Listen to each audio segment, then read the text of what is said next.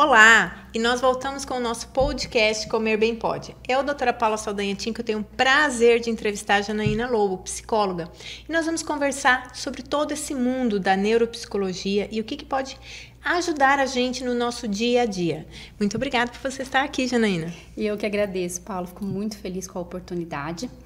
Então, sou Janaína Lobo, sou psicóloga, sou neuropsicóloga, sou especialista em infância e adolescência e tenho voltado meus estudos, minha intervenção, minha prática para avaliação e intervenção precoce de transtornos do neurodesenvolvimento infantil. A minha prática com crianças, ela começou desde sempre. Eu falo que eu tive um prazer e um benefício de saber o que eu queria desde sempre.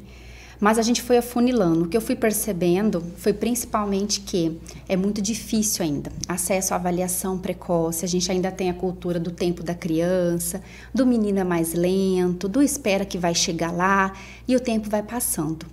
Então, o meu trabalho tem sido principalmente em avaliar as crianças cada vez mais cedo quando há sinais de risco, encaminhar para uma intervenção multidisciplinar e integrar as áreas, conversar com as áreas, né? Porque os diagnósticos do desenvolvimento, eles são sempre multidisciplinares, né? Inclusive alimentação, saúde física, é algo super conectado. Então, eu fico super feliz e honrada, porque eu acho que quanto mais nós trabalharmos e trouxer informação, melhor para as crianças. Como que é hoje o seu trabalho? Para quem está assistindo a gente na neuropsicologia. Certo, eu tenho uma clínica de avaliação e intervenção precoce. Então, a criança vem normalmente porque tem alguma suspeita de alteração do desenvolvimento. Certo? Os grandes focos de encaminhamento são os médicos pediatras, as escolas e as famílias que observam que o desenvolvimento do filho, alguma coisa está alterado. Então, a criança não está falando dentro da margem, a família observa que tem atraso de fala, a criança tem algum comportamento repetitivo que chama a atenção, algo sinaliza que o desenvolvimento não vai bem. Eu costumo dizer que cada área encaminha por um motivo. As áreas multidisciplinares também, então, por exemplo, nutricionistas, médicos da área da saúde encaminham por seletividade alimentar, né, por dificuldade de sono, enfim, por várias questões diversas. Então, esse externo manda para avaliação. A gente pode hoje em dia avaliar, eu me especializei muito em intervenção precoce, então eu avalio bebês muito pequenos, bebês de qualquer idade, na verdade.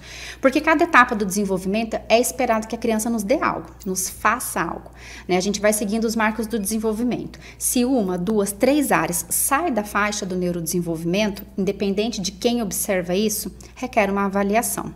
Então, a criança vem para avaliação neuropsicológica, é um processo em várias etapas, né? Normalmente nós estamos falando de 1, 2 meses de processo aí, é um processo multidisciplinar, integrado com as demais áreas da vida do paciente, e isso gera o laudo neuropsicológico. Qual que é o objetivo da gente avaliar uma criança? Identificar se alguma área está alterada, identificar se há sinais de risco para algum transtorno. A gente fala muito do autismo porque ele é um transtorno mais precoce que a gente pode observar. Mas eu, como neuropsicóloga, a gente avalia transtornos do neurodesenvolvimento. Então, transtorno de déficit de atenção e hiperatividade, transtornos do comportamento, transtornos de aprendizagem. Independente da demanda, a criança vem, ela passa por esse processo de avaliação, investigação, testagem neuropsicológica, gera esse laudo com a hipótese diagnóstica e isso subsidia o médico para a gente fechar esse laudo e principalmente para essa criança conseguir um diagnóstico e uma intervenção adequada. E esse diagnóstico, quais são os diagnósticos que normalmente se apresenta dentro da neuropsicologia? Vou falar a respeito da infância, que é a minha área. De forma mais precoce, né, nós temos transtorno do espectro autista, nós temos os transtornos de déficit de atenção e hiperatividade, transtorno do comportamento, transtornos de aprendizagem, é uma série de particularidades que pode estar afetado no neurodesenvolvimento infantil. Então, se alguém, nós temos um público extremamente heterogêneo, então se alguém em casa verifica que o filho, alguém subentendeu, essa criança está meio devagar, essa criança não está focando no meu olho, essa criança está olhando, está na ponta do pé e não baixa. Ela deve levar ao neuropsicólogo. Ao neuropsicólogo. Até porque a neuropsicologia ela é uma área que vai avaliar todas as as sub-áreas do neurodesenvolvimento. Então, na avaliação neuropsicológica, o que a gente avalia? Social, linguagem, cognição, aspectos motores, aspectos sensoriais. Então, você faz uma avaliação das áreas e observa se aquilo está dentro da margem ou não, se há indicador de transtorno ou não, ou de alteração, ou de prejuízo, enfim. E aí, nós conseguimos dizer se essa criança precisa de uma avaliação especializada ou não. Normalmente, no risco de autismo, isso vai acontecer. Então, a neuropsicologia avalia alguns aspectos do processo, por exemplo, de comunicação e linguagem, e a gente complementa, associa a avaliação fonoaudiológica para as particularidades dos aspectos linguísticos. Então, o diagnóstico do autismo, por exemplo, ele é clínico e multidisciplinar. Então, o que isso significa? Ninguém consegue fazer esse diagnóstico sozinho e isolado. Nós precisamos da área multidisciplinar, porque não existe um marcador biológico para autismo, né? A gente não tem um exame que você faça e detecte, deu aqui que a criança é autista. Isso não existe, né? Nós estamos falando de critérios de diagnóstico baseado em sinais e sintomas clínicos.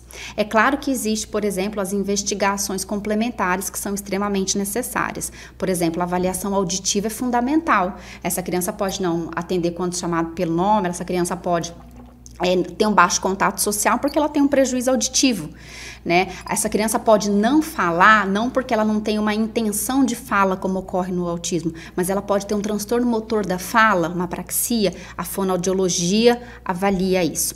Então, a criança, ela vem para avaliação, a gente detecta o que está acontecendo, possivelmente de errado, encaminha para as áreas multidisciplinares. É um processo extenso. Para a gente fazer um diagnóstico correto de autismo, a gente precisa de todos esses braços conectados. Então, quando que eu avalio essa criança com autismo? Não sei se está redundante a minha pergunta. Não, não está. Sabe por quê? Porque essa é uma das grandes buscas do profissional de intervenção precoce. Por quê? É aquilo que eu falei no comecinho. Existe ainda a cultura do tempo da criança. Espera que ele vai chegar lá. Menino é um pouquinho mais lento. Essa mãe tá caçando pelo em ovo, né? Aquela coisa que a gente ainda ouve muito isso e que atrasa o diagnóstico da criança. Perde um período muito importante que a gente chama, né, de forma científica, de neuroplasticidade, que é a fase que o cérebro é mais apto ao aprendizado do 0 aos 3 anos. Então, quanto mais você espera, mais você perde o melhor momento. Isso é um fator, assim, que pra gente da área, ele é extremamente crucial, né? Porque o autismo, ele tem uma fase muito importante que a gente chama de poda neuronal. É algo que acontece no cérebro ali perto dos 18 meses de idade, que é quando o cérebro faz uma autolimpeza natural para dispensar circuitarias, áreas que não sejam dispensáveis. Quando o indivíduo tem um risco de autismo, 1 ano e meio, tá? 18 meses isso acontece. Quando o indivíduo tem um risco para autismo, a genética favorável, o seu cérebro não sabe muito bem como se comportar. Então, se esse menininho já tem os sinais de risco, ele passa por uma poda errática, ineficiente, inadequada, a gente tem um agravo do quadro, a gente tem perda de habilidades, a gente tem uma expressão de um transtorno um pouco mais grave, sendo que se esse indivíduo tivesse intervenção correta, com certeza o prognóstico seria melhor. Então, quando avaliar? Assim que você observar que algo está errado, ou que pode estar errado. E isso, Paula, não significa fechar diagnóstico de uma criança de 1 ano, 1 ano e meio. Apesar dos estudos mostrarem que com 14 meses você consegue fazer um diagnóstico eficiente, tá? Mas não significa. Mas significa você falar, olha, essas áreas estão abaixo da média, essas áreas não estão adequadas, e passar para a intervenção. Se lá na frente não for, ele recebeu ainda assim a melhor possibilidade de ganho, né? Na fase de melhor potencial do seu cérebro em desenvolvimento. Então, um bebê, por exemplo, de 10 meses que não faz contato visual, tem atraso motor, não está começando, não faz rastreamento visual, não atende quando chamado pelo nome, não balbucia, não faz sons, ele já tem indicativo de fazer avaliação, né? Então, eu trabalho muito a conscientização, então, né? Repete, por favor. Um bebê que não balbucia. Vou trazer para uma data mais marcante para os pais, próximo de 1 ano, tá? Não tá começando a falar palavrinhas, o bebê começa a falar palavrinhas perto de 1 ano, com 18 meses ele já fala de 5 a 6 palavrinhas muito bem. Próximo aos 2 anos, esse bebê já forma frases. Tá? Então, se perto de 1 ano o seu bebê não faz sons, não fala ali algumas palavrinhas funcionais, então mamã, Aua para água, papá para papai, au para o cachorro. Não dá tchau, não manda beijo, não aponta para pedir ou para mostrar, não faz imitações. O bebê com 6 meses faz imitações. Você faz para ele tenta fazer. Você faz uma cara de susto, ele demonstra isso. Então, por exemplo, não faz contato visual. O contato visual ele tem sido um dos pontos-chave da detecção precoce de autismo. Ponto-chave. Né? Hoje em dia, tem até um estudo muito forte em cima disso, que chama rastreamento visual ou eye tracking, em inglês. Esses estudos, eles mostram que no autismo, por mais que o bebê tenha algum tipo de contato visual, o foco social dele é baixo. Então, esse estudo, ele é belíssimo e ele é super promissor, até tem toda uma máquina, equipamento sendo estudado para isso. O bebê ele é colocado na frente de uma tela como essa, por exemplo, no colo dos pais, e essa tela é dividida ao meio. De um lado, a gente tem componentes sociais, então crianças brincando, crianças sorrindo, crianças se divertindo. Do outro lado, você tem padrões restritos e repetitivos, formas geométricas, fazendo movimentos estereotipados. Um desses estudos, ele mostrou que 100% das crianças, então é uma taxa altíssima, né, de confiabilidade de um estudo, que fizeram foco visual mais de 70% das vezes nos padrões repetitivos, tiveram um diagnóstico confirmado de autismo. Então, isso mostra que realmente o foco social do autismo, ele é reduzido desde sempre. Então, muitas vezes esse bebê não faz contato visual, às vezes faz, mas ainda assim, ele pode te olhar, mas ele não percebe. Então, o bebezinho típico, né, a gente que é mãe, assim, a gente sabe, você amamenta, ele te olha, ele sorri. Se você faz uma cara séria, o bebê pequenininho franze a testa, ele não quer cara séria, ele quer sorriso. Se você tá brincando com o seu bebê e você para de brincar, ele se movimenta para você continuar. No desenvolvimento atípico, isso não vai acontecer. Então, se o seu bebê não faz, né, voltando aqui, eu devaneio, assim, eu amo tanto esse assunto que eu me perco, mas o seu bebezinho de 1 ano lá, tá com atraso motor, não aponta, não imita, não fala palavrinhas isoladas, não dá tchau, não manda beijo, não faz contato visual com finalidade social, se o bebê tem 11, 12, 13 meses, ele precisa passar por uma avaliação já. Perfeito. Nossa, é muito sério, né? É muito sério. É muito sério, né? E quando que neste momento é onde ocorre a indicação da intervenção precoce? Porque você vai avaliar essa criança, pode ser que não seja autismo, com certeza pode, né? Você vai fazer uma avaliação para descartar algumas questões, então, por exemplo, avaliação neurológica, avaliação genética, avaliação auditiva, você vai fazer uma avaliação para verificar o que mais possa ser. Vamos supor que nada seja detectado enquanto causa, você tem uma descrição clínica de atraso do neurodesenvolvimento infantil. Então, você tem um bebê em prejuízo social, cognitivo e linguístico. Feito isso, esse bebê vai para intervenção. Como nós estamos falando de neuroplasticidade, você precisa de fato estimular circuitarias neuronais. Então, vamos tentar explicar assim de uma forma fácil, mas você tem o cérebro tem ali os neurônios que são comunicados pelas sinapses, que são redes nervosas que mandam informação de uma para outra. Quando você tem um transtorno do desenvolvimento, essas áreas estão fracas, estão falhas, estão inadequadas de alguma maneira, certo? A terapia vai estimular aquelas áreas, ajudar o cérebro a fazer caminhos alternativos, mas ensinar a habilidade que em decorrência do transtorno ou da possibilidade do transtorno estejam fracas. E aí, se o seu indivíduo não fala, não se comunica, ele vai para, por exemplo, terapia psicológica, né? A gente tem algumas abordagens aí, para receber a estimulação social, de reciprocidade, ela vai para fono para estimular a linguagem de comunicação, ela vai para terapia ocupacional se ela tiver indício de uma seletividade alimentar ou de uma sensibilidade sensorial, que é algo super comum no autismo. Ela recebe essa estimulação e ela vai sendo avaliada ano a ano. Então, por volta dos 3 anos, você confirma esse diagnóstico ou você confirma alguma outra questão. Mas nós aproveitamos o melhor período de aprendizado da criança.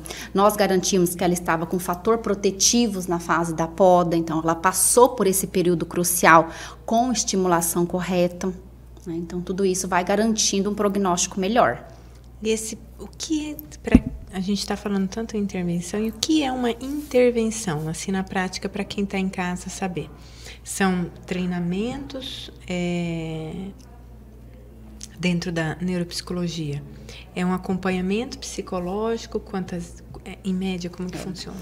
Aí a gente tem, a intervenção é a terapia mesmo, é a estimulação. A estimulação, ela vai sempre ter algumas etapas. Por exemplo, com o profissional, né? Vamos falar de autismo dentro da psicologia ou dentro dessa área, assim, que eu posso falar um pouco mais. Na intervenção precoce, a gente tem algumas possibilidades, linhas de trabalho, né? Quando a gente fala de autismo, a gente fala muito das terapias comportamentais. Eu, Janaína, eu trabalho dentro do modelo Denver de intervenção precoce. O Denver, ele é uma intervenção naturalista comportamental, certo? Então, você vai observar as áreas da criança que estão em atraso, fazer um plano terapêutico para essa criança no consultório e fazer o enriquecimento ambiental da família para isso ser replicado em casa. Porque os estudos mostram que a quantidade de horas para você realmente atingir neuroplasticidade tem que ser alta. Nós estamos falando de 2, 3, 4 horas de dia, não menos que 2 de estimulação. Então, é realmente alto. E os estudos mostram que isso realmente precisa ser assim, porque senão você não consegue acessar o cérebro da criança, né? Acessar as circuitarias. Então, essa criança precisa estar nessa frequência altíssima de quantidade de horas com um profissional e ainda ter o que a gente chama de enriquecimento ambiental dentro de casa. Então, eu vou dar um exemplo. Vamos supor que você esteja ensinando a sua criança a atender quando chamado pelo nome, tá? Dentro da psicoterapia do Denver, por exemplo, a gente tem as estratégias e recursos para isso. Você chama Maria, a Maria não te atende. Nós vamos ensinar para a família como que isso ocorre. Durante as 2 horas dela diária, 1, 2 horas dela diária, nós vamos submeter a família e normalmente a intervenção precoce é com alguém da família junto, porque a gente precisa que a família aprenda, e essa família vai replicar tudo isso em casa. Então, em casa, ela não vai ficar fazendo diferente. Então, a criança está constantemente em intervenção. Ela está constantemente sendo estimulada. Você quer, por exemplo, você vai colocar a criança no processo de alimentação. Nada é aleatório quando você tem uma possibilidade de um transtorno. Então, você quer que a sua criança se alimente. João, vamos lanchar? Banana ou maçã? Escolhe. Né? Então, você vai ensinar a sua criança a olhar para o alimento, você vai ensinar essa criança a apontar, você vai ensinar essa criança a fazer escolhas, coisas que no autismo é tudo prejudicado. Então, a criança, ela tá com fome, ela chora, ela fica nervosa, ela pode bater a cabecinha, por exemplo, porque ela não consegue se comunicar. Então, na intervenção, a gente vai ensinar como isso ocorre dentro de casa, no enriquecimento ambiental, que é uma continuidade da terapia. Eu falo muito isso, não existe terapia só no consultório. Você coloca a criança lá 2, 3 horas por semana, que já é uma frequência muito baixa, e o pai e a mãe nem entram em sala, né? Não sabem o que está acontecendo. Não vai ter resultado. É triste, porque eu sei que em vários momentos é assim que acontece, né, ainda, mas não vai ter resultado. Então, essa criança, ela vai estar em casa, recebendo, sendo submetida ao mesmo tipo de estímulo que ela recebe dentro do consultório. Isso é a intervenção e a terapia. Isso é baseado no plano terapêutico dela. O plano terapêutico, ele é 12, 13, 14 objetivos por dia que você aplica, né? Então, atender quando chamado pelo nome, imitar, apontar. Como que a gente ensina uma criança a apontar? Tem técnica para tudo. Como que você ensina uma criança a olhar nos olhos? Como que você ensina uma criança a levantar a cabeça quando você chama ela? Tudo tem um passo a passo de comandos de ensino. Você aplica na criança, ensina para a família replica. Porque como a gente está falando de um prejuízo que é de neurodesenvolvimento, não é 6 meses, 1 ano de intervenção. Nós estamos falando de uma criança que vai passar por um período longo de intervenção. Senão, uma vida inteira de cuidados. Ele vai modificando, né? Vai alterando. Você vai, agora você precisa disso, depois você pode precisar de outro tipo, mas sim um cuidado extensivo. E aí, é essa intervenção. Avalia, plano terapêutico, submete a criança à terapia, treina a família, enriquecimento ambiental de uma forma extensiva e continuada. Sobre a psicoterapia, quando é indicada a realização e como que funciona essa terapia com a criança que nós acabamos de conversar, ela é independente do diagnóstico, ela vai ter essas etapas?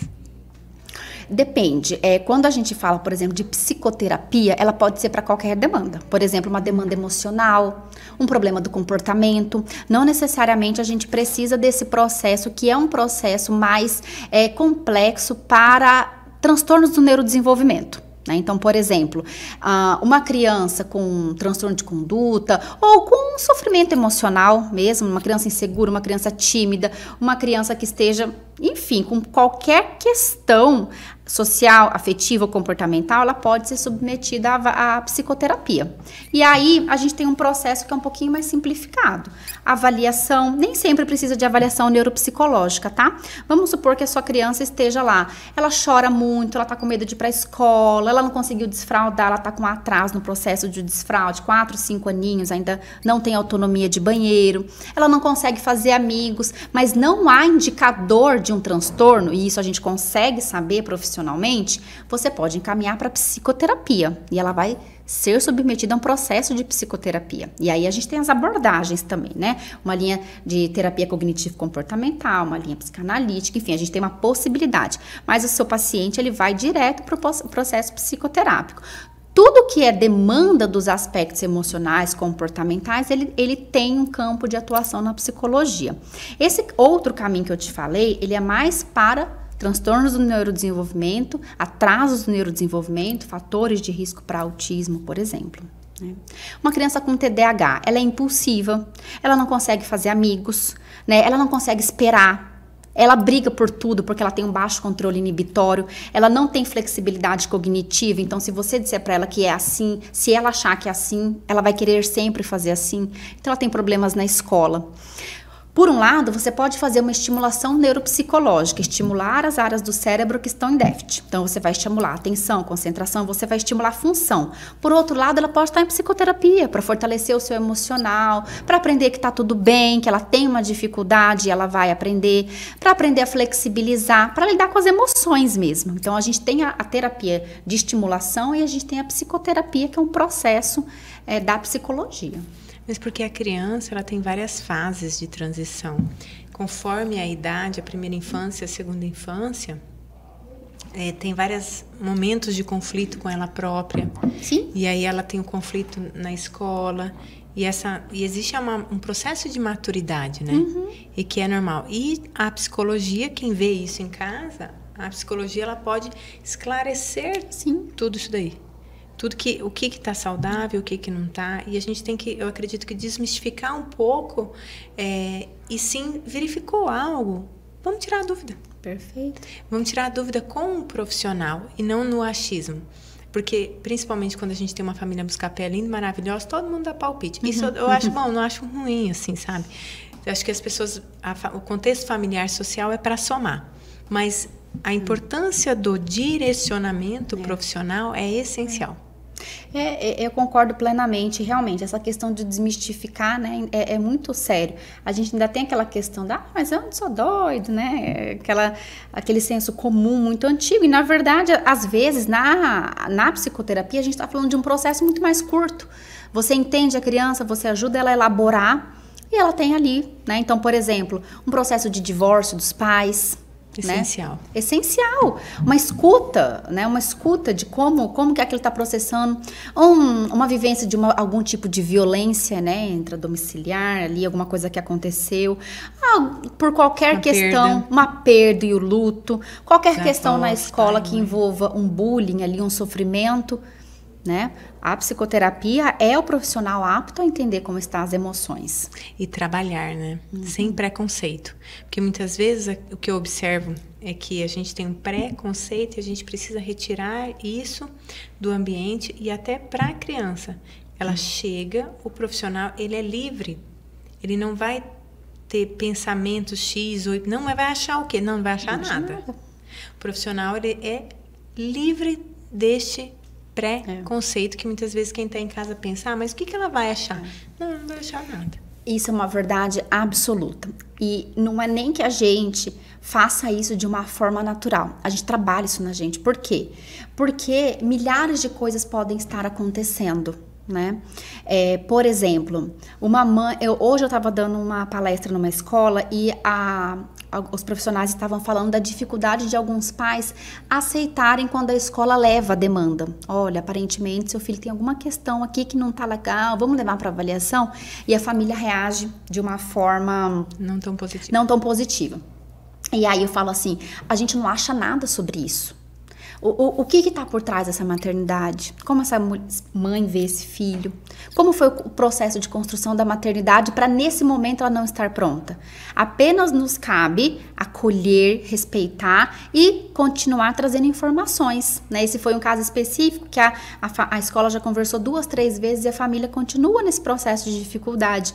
E eu falei, olha, a gente tem que realmente se despedir do preconceito, né, do julgamento, porque não sei, tem milhares de possibilidades.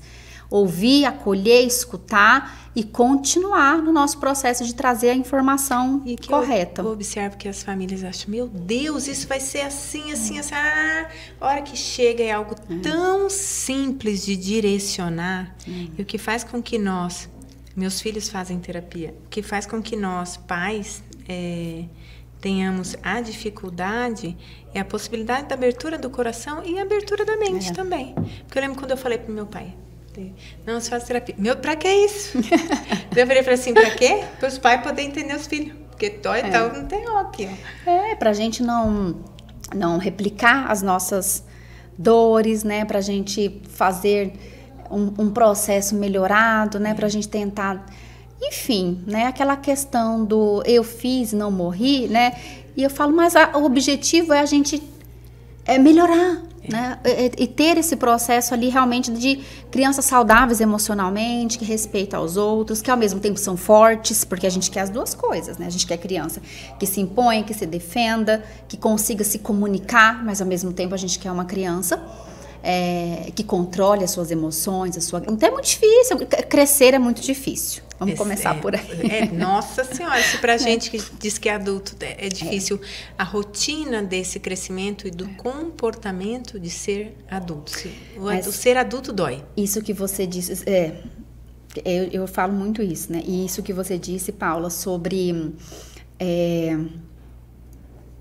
a questão de ser mais simples do que pensava é muito realidade. Por quê? Eu digo quando as famílias chegam ali para mim. Tanto que a primeira consulta é uma consulta que eu marco nos horários que eu posso me estender.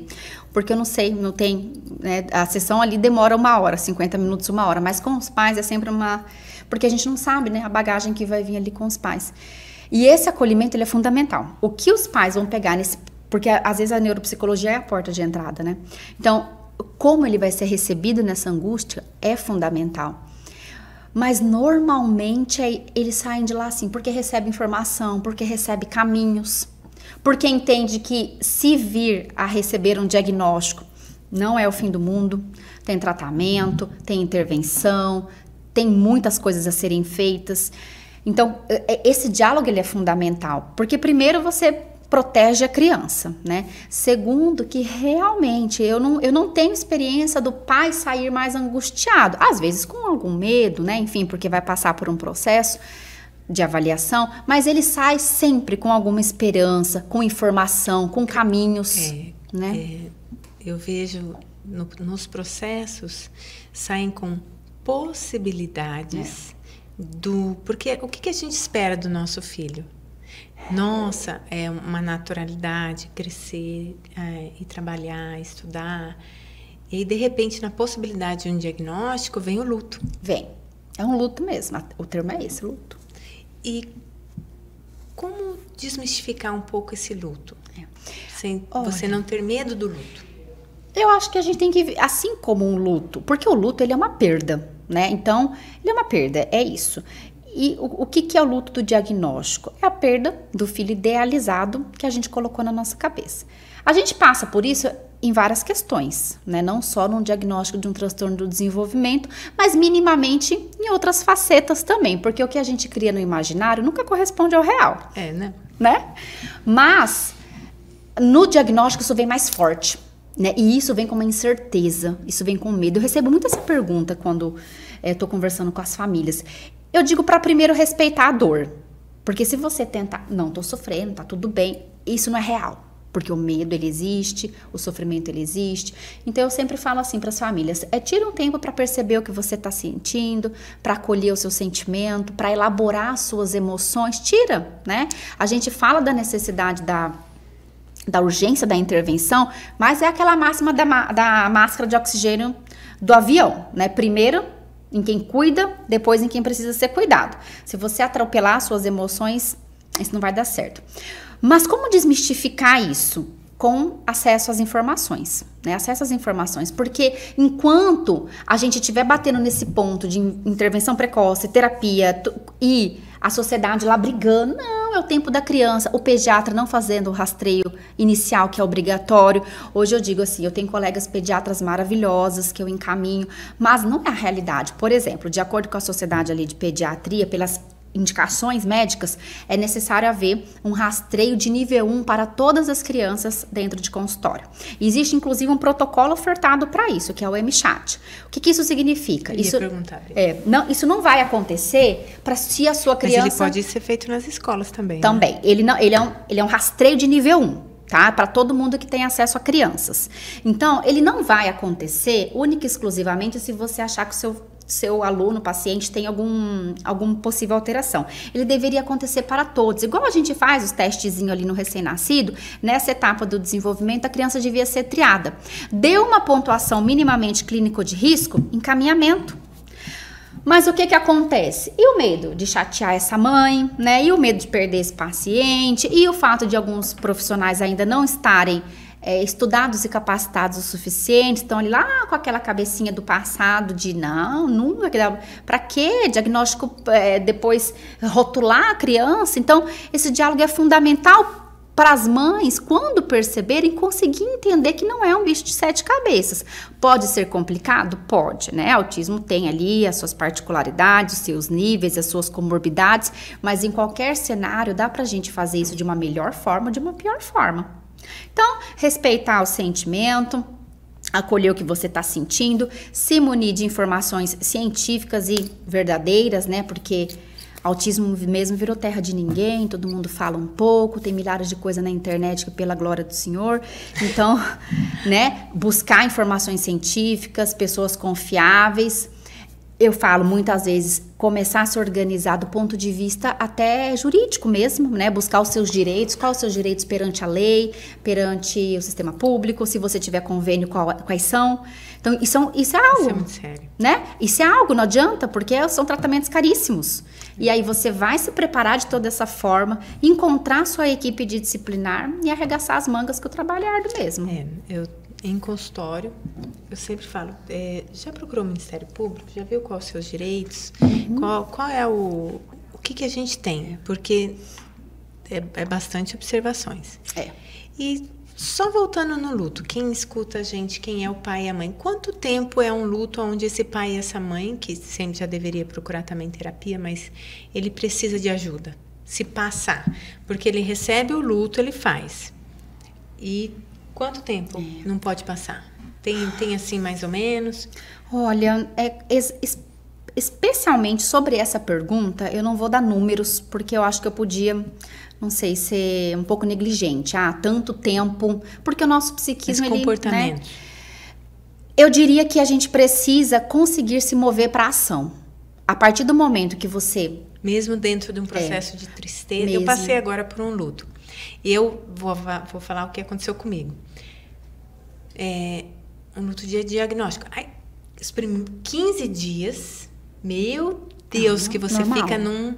15 dias, tranquilo. Só que eu achei interessante, eu consegui reagir para procurar auxílio, quem é que é o profissional que vai atender, mas eu falei assim, depois eu fiquei pensando nessa questão do luto, depois que eu passei, né?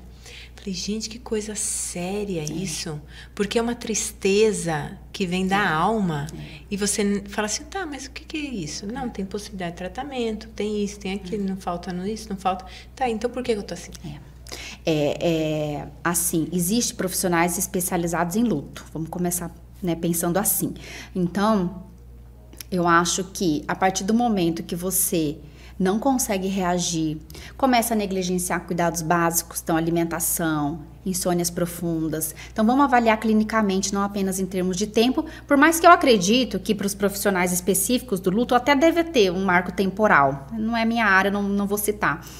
Mas eu acho que em termos de características clínicas, o quanto que o seu estado de autocuidado está podendo ser preservado e o quanto que você ainda consegue se preparar para a ação, né? Então, tá sofrendo profundamente, tira aqueles dias, os seus 15, 20, 30 dias ali para você elaborar o seu sentimento, conversar com o seu psicoterapeuta, conversar com a sua rede de apoio, mas é preciso agir, né? Então começar a buscar o profissional que vai te dar suporte, o médico que vai cuidar do seu filho. Saiu disso, você está sentindo que esse sentimento está te consumindo a ponto de você não conseguir, né, cuidar da sua família, olhar para você mesmo. Aí a gente tem psicoterapia e psiquiatria principalmente. Né, o médico psiquiatra... Sem preconceito. Sem preconceito. O médico psiquiatra ele pode dar um suporte muito grande à fase de luto. O luto pode levar a um processo depressivo que pode precisar de uma terapia, de uma medicação. Então, a gente tem várias possibilidades, desde o caminho psicoterápico até a associação com o tratamento farmacológico. Então, se o indivíduo... E é muito comum, tá? O estresse da mãe com o diagnóstico de autismo é altíssimo. Tem vários estudos aí comparados a transtornos pós-traumáticos. Não querendo falar dos pais, mas querendo ou não, em muitos momentos, ainda temos, em maioria, é a mãe que faz frente. Ah, sempre. 96, 7%. Isso gera um desgaste muito grande. Nível de divórcio nos pós-diagnósticos altíssimo. Né? Altíssimo, altíssimo, altíssimo. E isso é muito complicado, porque a quem recai? A mãe, né? Pais que me perdoem, eu sei que tem pais maravilhosos aí, mas infelizmente a gente precisa... Grande maioria, né? E aí tem o suporte dos avós, às vezes um avô, um tio, uma tia, família, né? Sabe o que eu vejo muito? Hoje, isso foi hoje inclusive, eu estava elaborando um laudo e eu reparo na linguagem muito dos pais, né? Porque tem uma fase que eu peço para os pais fazerem um relato para mim que é escrito, porque eu gosto muito da leitura. Então, eu tava assim. Nessa fase, eu não recebi a ajuda do meu marido. Então, não. Como ajuda? Né? Pai e mãe. 50-50. Compartilhado, né? Então, o marido não deve ajudar no cuidado com os filhos. O pai não deve ajudar. Então, se a gente tem uma demanda, eventualmente essa demanda vai ser dividida entre papéis. Talvez sim a mãe vai ficar com aquela carga mais dos cuidados do busca-pega, mas como que essa outra divisão é feita? Como que essa carga é aliviada para as mães? E eu posso dizer, eu não sei quantas crianças eu avalio no mês, mas são muitas. Eu posso dizer com propriedade que, infelizmente, os pais se apropriam muito pouco, né? E aí a sobrecarga recai sobre a mãe. E aí o nível de... A gente estava falando sobre o luto, mas vamos transpassar isso para o estresse. É altíssimo. E isso por quê? É o financeiro. Né? É muito difícil uma família ter recurso fácil, disponível para custear o tratamento inteiro de uma criança. Né? Então, recai sobre as dúvidas e as angústias financeiras, sobre os medos de como que eu vou pagar a fono, psico-TO. A briga jurídica pode demorar tempo e o meu filho está perdendo. Né? Então, a gente tem problemas financeiros, a gente tem o desgaste afetivo do casal, que não tem como, né, a gente, ser pai e ser mãe já desgasta, né, um relacionamento, é fato. No diagnóstico é mais ainda, porque, por exemplo, uma criança com autismo pode não conseguir com facilidade, sem seus tratamentos, as suas estratégias, ir numa festinha, então a família vai se isolando, vai perdendo oportunidades sociais. Essa criança é uma comorbidade altíssima no autismo, transtorno de sono. O menino não dorme. Como que um casal se socializa? Como que um casal compartilha, vive feliz se um dos dois nunca dorme ou nenhum dos dois nunca dorme? Né? Tem aquela divisão de espaço, então não dormem também mais juntos. Então, é um desgaste afetivo muito grande e, infelizmente, o índice de divórcio alto recai sobre as mães, nível de estresse lá em cima, como que cuida, né? Como que uma mãe que precisa também ser cuidada, cuida de uma criança. Né? Então a gente tem, e aí a gente tem aqueles casos tristíssimos que a gente recentemente, né? A gente viu a mãe, enfim, todo aquele caso da mãe, né? Que infelizmente matou o filho, se suicidou e fez um alerta no nosso meio clínico sobre Cadê as estratégias para a família? Menina, chega a me arrepiar, porque eu já peguei mãe que vira para mim e fala assim, e se eu morrer? Mas então, tem hora que eu penso, um monte de... hora que a pessoa fala isso para mim, eu falo, meu Deus, peraí, vamos conversar. Você vai para... Peraí. E aí, você vê o tanto que essa mãe está gritando. É muito... Porque eu vejo assim, já é um medo grande de nós mães, nossos filhos serem pessoas autônomas, serem pessoas direitas, serem pessoas éticas, né? Que tenham trabalho, família, enfim. Já é o meu desejo de todo pai, né? O encaminhamento dos nossos filhos. Então, e quando você vê um dado concreto de realidade que te diz que essa autonomia não vai vir? E aí você não tem uma rede de apoio. Eu falo muito de intervenção precoce, Paula, porque é a minha área. Mas a gente tem assim, ó, um gap do 0 aos 2, 3 anos, tá? Falta profissionais. Aí a gente tem um suporte clínico amplo dos 3 até o final da primeira infância. Aí a gente tem um suporte mediano da primeira infância e adolescência. O transtorno do desenvolvimento da adolescência à vida adulta, extremamente negligenciado no nosso país. Nós fizemos um podcast sobre autista adulto. Com a Michelle, maravilhoso. Quem quiser vai para trás e dá uma olhadinha. E ela diagnosticou adulta. E aí deu um start numa família inteira de diagnóstico. E assim, e ela contando, você fala assim, nossa, e ela... isso eu posso falar, porque ela falou aqui, ela falou assim, Paulo, não sei se eu vou. Eu falei, não, vamos. Aí ela pegou e falou pra mim assim, não, então tá bom. Aí depois que ela veio, ela viu a repercussão tão positiva, que eu até falei pra ela, não, você vai de novo.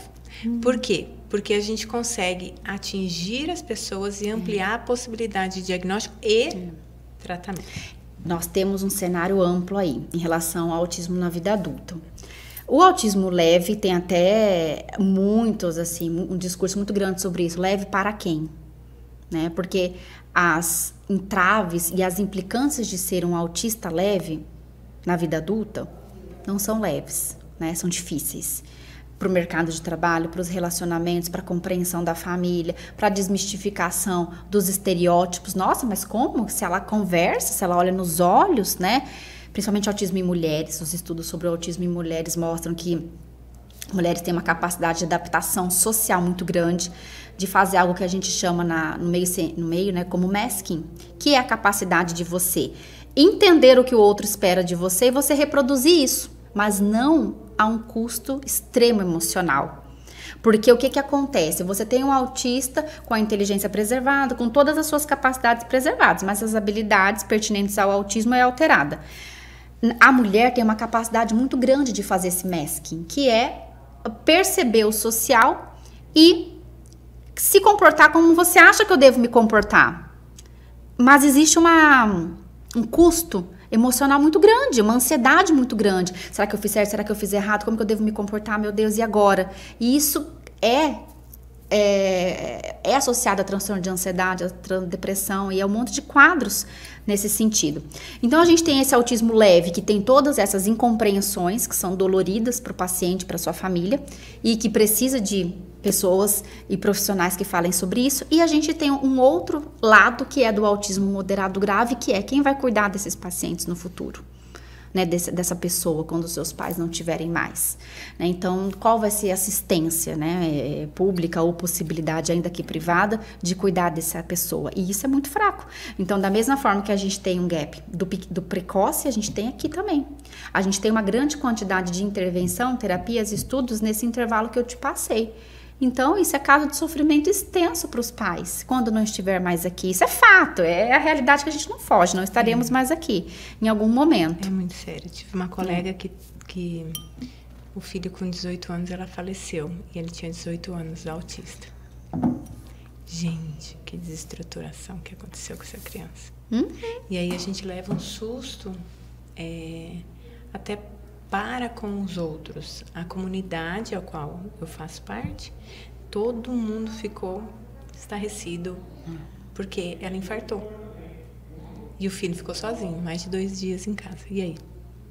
Meu Deus. Então, que rede de apoio que essa mulher tinha, na verdade? Nossa. Não tinha. 2 dias? Então, 2 dias? Então, é uma coisa muito séria. E aí a gente observa o quanto que nós ainda precisamos melhorar.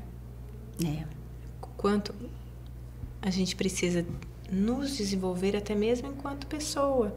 Em um contexto de sociedade, de orientação também. O processo de inclusão ele é muito difícil. De incluir o indivíduo na sociedade, independente de qualquer questão, né?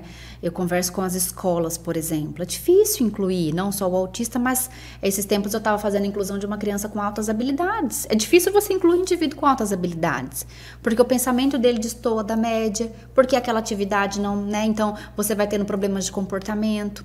E em tudo, né? Como que você inclui uma criança com sensibilidade auditiva numa festinha, né? Como que você, com seletividade alimentar, com intolerâncias, e aí, como que faz? Leva sua maletinha, porque não tem. Entra em crise, não leva, começa a excluir. Então, o processo de incluir é muito complicado, né? Fazer um evento que possa caber todas as pessoas é muito difícil. Verdade. Mas é muito necessário. Gente, que conversa maravilhosa. Eu queria que você deixasse um recado para quem está assistindo a gente, algo para despertar essa população que está aqui. O que você poderia falar para quem está escutando a gente e que para dar o gatilho na procura de um atendimento? Eu gosto muito de uma frase que diz assim: sensação de mãe é ciência. Né? Então, se vocês sentirem, pais, professores, que algo não está bacana, respeite, porque sensação de mãe tem base científica, né? E não existe tempo da criança. As nossas crianças merecem que a gente olhe para elas de uma forma assertiva, o mais breve possível, né? E que todo mundo comece a acolher um pouco disso, de bora avaliar se lá no futuro, lá na frente, não for alguma coisa, a gente deu a melhor possibilidade para nossa criança, a gente fez o que tinha que ser feito naquele momento.